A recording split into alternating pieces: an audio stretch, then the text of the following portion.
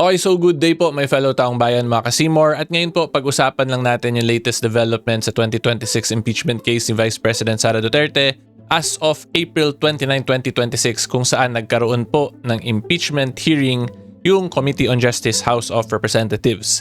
So madami po kasing interesting na bagay na nangyari doon. Unang-una, in relation po to this box, itong nakikita nyo ngayon na color green. And then pangalawa, may ginawa pong declaration din or botohan. So i-discuss po natin yon, and then i-discuss ko din po yung mga possible next steps na mangyari sa impeachment case na to. Okay, so yan po ang magiging video natin for today. Okay, so una po, ang interesting na discussion natin dito is yung tungkol nga po dito sa BIR box na to. This is a box po na sinubmit ng BIR sa Committee on Justice nung April 2022 hearing po nila. Pero hindi binuksan ng BIR at binigay po niya yung burden ngayon sa Committee on Justice to determine or to decide for themselves whether or not buksan ba ng committee nila. So in simple terms, ang ginawa po ng BIR, nag-comply sila sa subpoena but he is protecting himself and the BIR from possible liability. So yun, ang galing din, di ba? Nung commissioner nila, very interesting legal strategy kasi he complied nga po with the subpoena. Pero ngayon, the burden or the legal exposure or risk ay nasa Committee on Justice members. Okay? And the reason po, kaya ako nasabing may legal risk or legal exposure, kasi very strict din po yung confidentiality rules in relation to tax returns po or BIR records ng taxpayers. So, ipakita ko po sa inyo. So, this one po is RA 8424, an amendment to the NARC natin. And yung relevant provision lang po natin dito is Section 20. So ito po, Section 20, Submission of Report and Pertinent Information by the Commissioner. Submission of Pertinent Information to Congress. The provision of Section 270. So ito pong 270 of the code.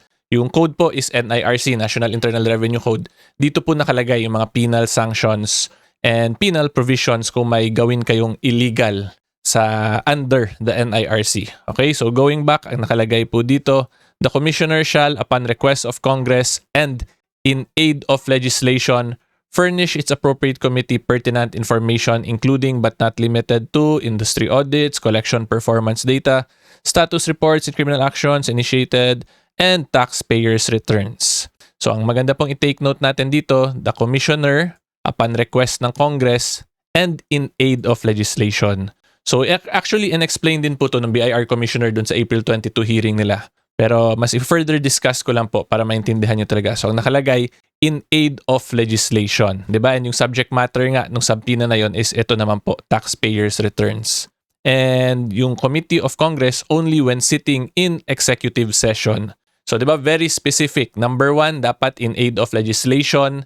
And number 2, in executive session. Doon lang pwede i-disclose yung mga tax returns po ng taxpayer natin. So ngayon po, if we apply it to the current situation or setup ng House of Representatives, tatandaan po natin they are performing their impeachment function, yung initiation of impeachment na process. So that is under Article 11 po yan ng Constitution natin. Therefore po, since it is under Article 11, hindi po yan pasok dun sa legislative function nila. It is a sui generis function po nila which is quasi-political and quasi-legal or judicial.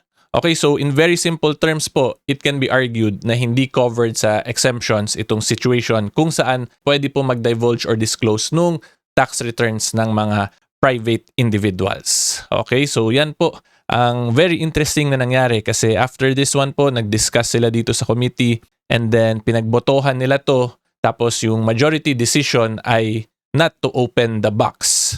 So ngayon, ang next issue dyan, ano kaya yung main reason talaga kung bakit hindi nila binuksan yung box? Kasi may iba pong mga nag-vote against the opening ngayon who were very firm in their position na i-open yung AMLAC records. Parehas po dapat to sila eh. Hindi lang ito yung confidential, but even the AMLAC records, dapat confidential din po yun. Kasi yung sa Section 8A of the Anti-Money Laundering Act as amended, mas strict pa po yung words na ginamit doon. Shall not in any way or form disclose information received yung AMLAC. Diba? So, very interesting lang kasi dito ngayon bigla sa BIR, may iba nga po na nag-180 at naging yung position nila ngayon ay dapat daw maging cautious na in relation to BIR records. Okay, so yan po ang unang interesting na nangyari. Ngayon po, i-discuss naman natin yung pangalawa, which is ito, yung pag find ng probable cause ng House panel, which is yung Committee on Justice ng House of Representatives. Okay, so first po, we have to take note, unanimous decision. When you say unanimous, lahat ng nandun po ay nag-vote in favor to declare na may probable cause in the impeachment complaints versus Vice President Sara Duterte. So una-una po ang masasabi ko lang, it is actually expected na magkaka-determination ng probable cause kung ako po ang tatanungin ninyo. So when you say probable cause po kasi, like what I've repeatedly explained, it's a very low evidentiary requirement po yan.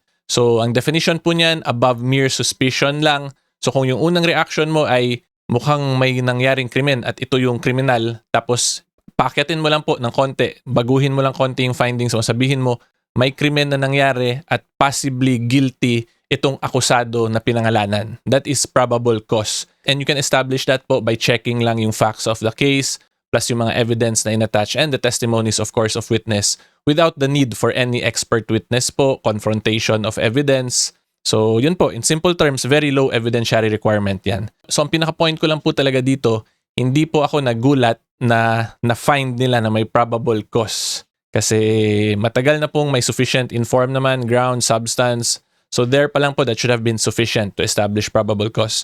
Nevertheless, discretion naman po yun ng House of Representatives kung ano yung gagawin nila. Kasi they have what we call, or they enjoy what we call the presumption of regularity.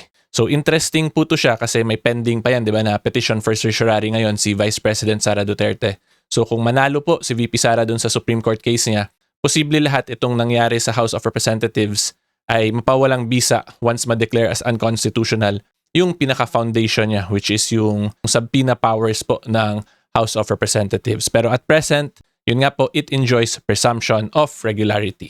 Okay, so abangan na lang po natin kung ano yung mangyayari sa Supreme Court, whether or not madedeclare ba as unconstitutional like the 2025 impeachment case. So dun po sa 2025 impeachment case, yung main reasons po dun ng Supreme Court is violation of the right to due process and a violation of the 1-year bar rule.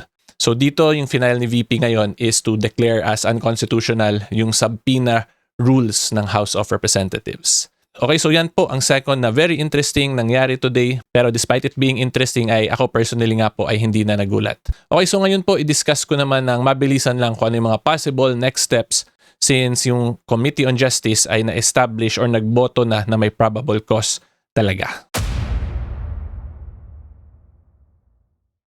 Quick break lang mga ka-C-More, gusto ko lang po magpasalamat because we have recently crossed 400,000 subscribers sa YouTube. So maraming salamat po sa mga nakasubscribe na. Thank you in advance sa mga magsasubscribe pa lang. At sa mga nanonood po ngayon, hopefully you can consider liking and subscribing this video. So tandaan po ninyo, pag sa YouTube kayo mag-subscribe, 100% free ang YouTube subscription. Okay, ngayon po, tuloy tayo sa discussion. Okay, and for that po, we will go to the 1987 Constitution, Article 11, Accountability of Public Officers to be specific. So ang next po niyan, after ng committee vote, dadalhin na po yan sa plenary para pagbotohan ng lahat ng members. So ito po yan, Section 3, Number 3. A vote of at least 1/3 of all members of the House shall be necessary either to affirm a favorable resolution with the articles of impeachment of the committee or override its contrary resolution. The vote of each member shall be recorded. Okay, so yung actual po na mangyari dyan ay gagawa yan ng committee report ngayon, yung Committee on Justice. Tapos yung report na yon, pagbobotohan yan sa plenary, and then gagawa sila ngayon ng tinatawag na articles of impeachment, tapos yun yung ifa-file or iaakyat nila